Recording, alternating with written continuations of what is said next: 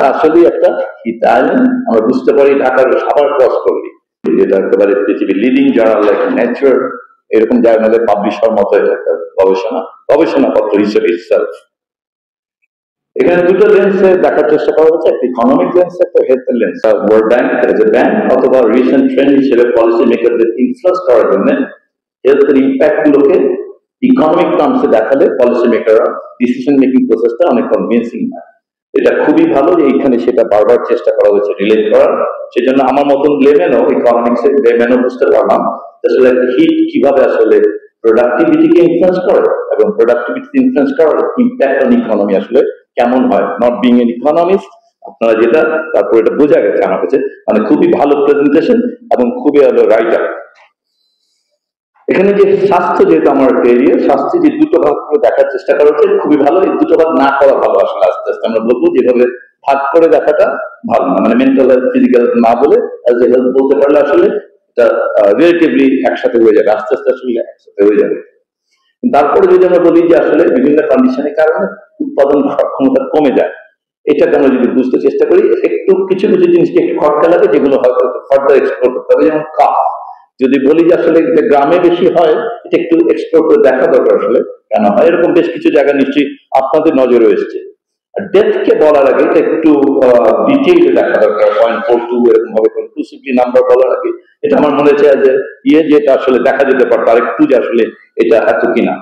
একটা টার্মিনোলজি আমার কাছে ভালো লেগেছে, হিট আইল্যান্ড, মানে আমি আসলে এটা পরিচিত ছিলাম না। হিট আইল্যান্ড জেনে আমার মানে অবাক লেগেছে, এবং আসলে এই সত্যটার সঙ্গে আমরা পরিচিত, মানে এটা এতটাই অবভিয়াস যে গায়ে মানে একটা এসি রুম থেকে বের হওয়া যায় যেরকম সাভার ক্রস করা প্রায় ওই মাত্রায় আসলে ডিফারেন্স ক্রিয়েট করে। কিন্তু এই পুরো ঘটনাটা ঘটে আপনার যেভাবে বলেছেন এটা সত্য, যে মানে শহরে যেহেতু মানুষ আসে এবং তাদের অ্যাক্টিভিটিজের কারণে আসলে হিট জেনারেশন হয়, এবং এটা খুব ক্লিয়ার রিলেশনশিপ দেখানো হচ্ছে যে আসলে দিনে দিনে আসলে হিউম্যান অ্যাক্টিভিটিজের কারণে হিট জেনারেশন এটা বাড়ছে। এখন এই অ্যাক্টিভিটিস মানে কি, এটা একটু আসলে ভালো হয় যদি আমাদের মতন যারা একদমই জানি না তারা বুঝতে পারতাম, তাহলে ভালো হয় সেগুলো আসলে হিট অ্যাক্টিভিটিস গুলো বললে। এখন কথা হচ্ছে যে এগুলোর জন্য তো আমরা আলাপ করলে খুবই ভালো, যে এটার জন্য আমরা যে 5টা সুপারিশ করেছেন বিভিন্ন জিনিস, মাল্টি সেক্টরাল কতগুলো তো শব্দ আছে, এগুলো আমরা বুঝতে পারি যে অনেকে মিলে এরকম করতে হবে, এগুলো প্রস্তুতি লাগবে, এগুলো সবই সত্য। এবং আমরা যখন এটা ডিটেল আমি করছিলাম, এখন যখন বলছিলেন যে হ্যাঁ এগুলো অনেক বলা হয়, ইভেন সেই এয়ার কন্ডিশন ওয়ারিং মানে ক্লদিংস পর্যন্ত আলাপ শুরু হয়ে গেছে মানে এগুলোকে হ্যান্ডেল করার জন্য। কিন্তু একটু রিয়েলিস্টিক এবং আমাদের ইকোনমি অ্যাফোর্ড করতে পারে, আমাদের কালচার কনটেক্সটেও যায়, আমাদের ইকোনমি কনটেক্সটে যায়, এই ধরনের সলিউশন খোঁজাটা হচ্ছে আমাদের আসল কাজ।